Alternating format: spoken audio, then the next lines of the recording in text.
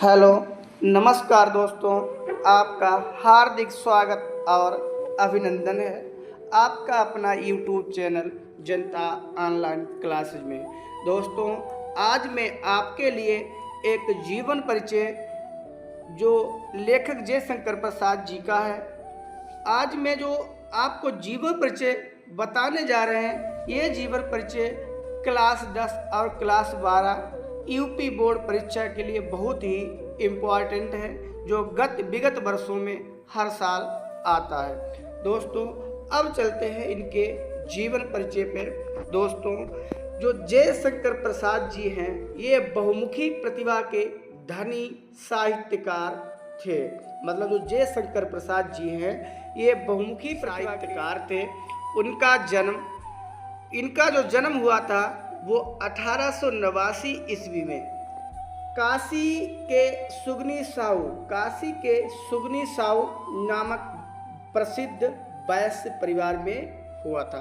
जो दोस्तों, इनका जन्म जो हुआ था वो 1889 ईस्वी में काशी के एक सुगनी साहू नामक प्रसिद्ध वैश्य परिवार में इनका जन्म हुआ था। अब इनके यहाँ जो इनके माता पिता थे, उनके यहाँ तंबाकू का व्यापार होता था। उनके पिता देवी प्रसाद और पितामह यानी बाबा शिवरतन साहू थे। इनके पितामह परम शिव भक्त, इनके जो पितामह थे वो परम शिव भक्त थे, मतलब परम शिव भक्त और दयालु थे। इनके जो पितामह थे वो परम शिव भक्त और दयालु थे।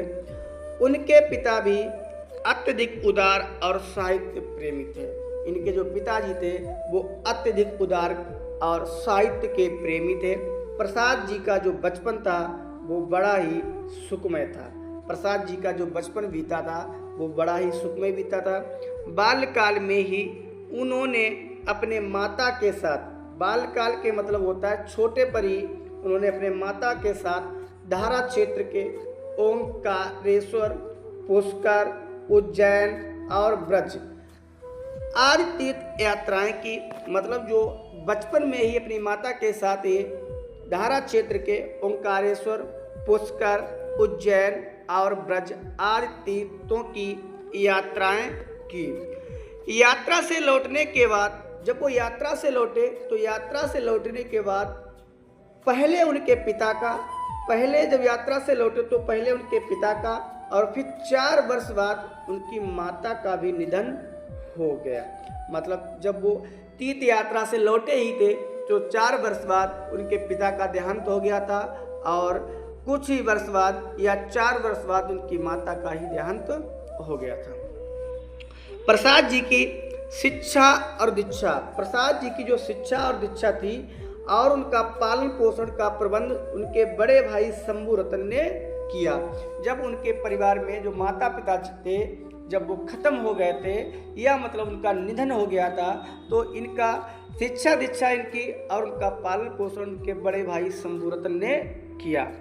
और इनका जो एडमिशन करवाया था वो क्वींस कॉलेज में उनका नाम लिखवाया था, किंतु उनका मन वहाँ ना लगा। क्या हुआ कि उनका मन वहाँ ना लगा।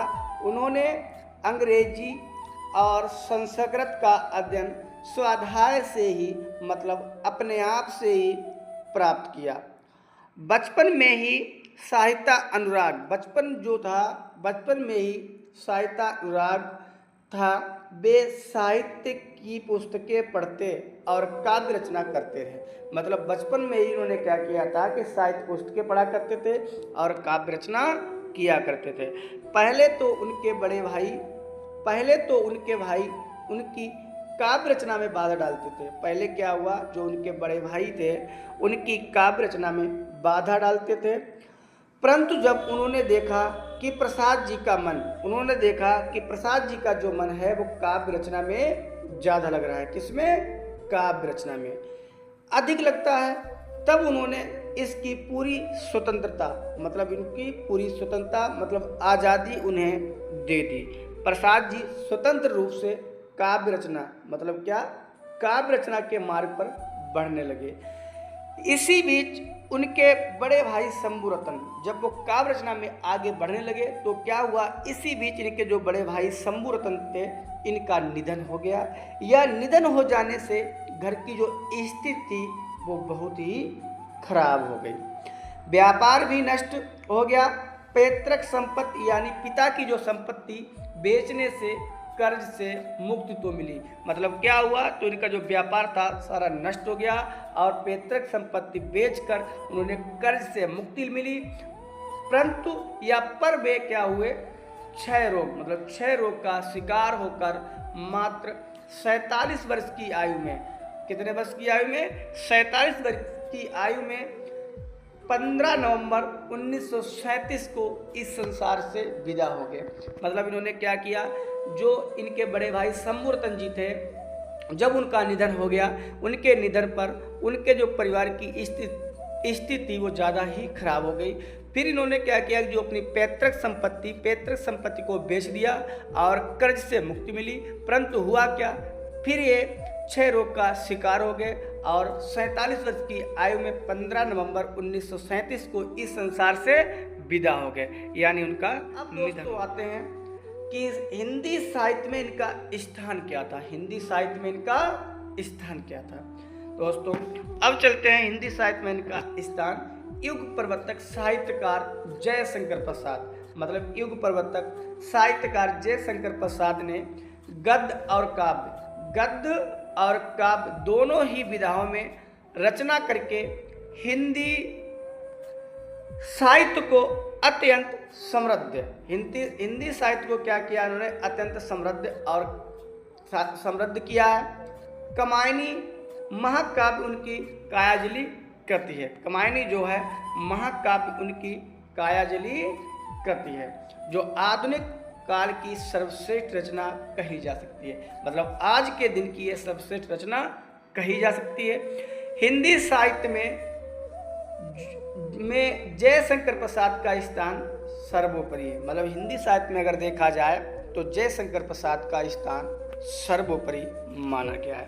अब दोस्तों चलते हैं इनकी रचनाएं, जो इनकी रचनाएं हैं। अब रचनाएं इनकी क्या क्या है। जयशंकर प्रसाद थे हिंदी साहित्य में स्वनाम, हिंदी साहित्य के स्वनाम धन्य रत्न हैं। उनकी प्रमुख रचनाएं कमायनी, आंसू, आंधी, इंद्रजाल, चंद्रगुप्त, स्कंदगुप्त, छाया और तितली, ये इनकी क्या है, प्रमुख रचनाएं हैं। तो ये जयशंकर प्रसाद का जीवन परिचय दोस्तों हैं।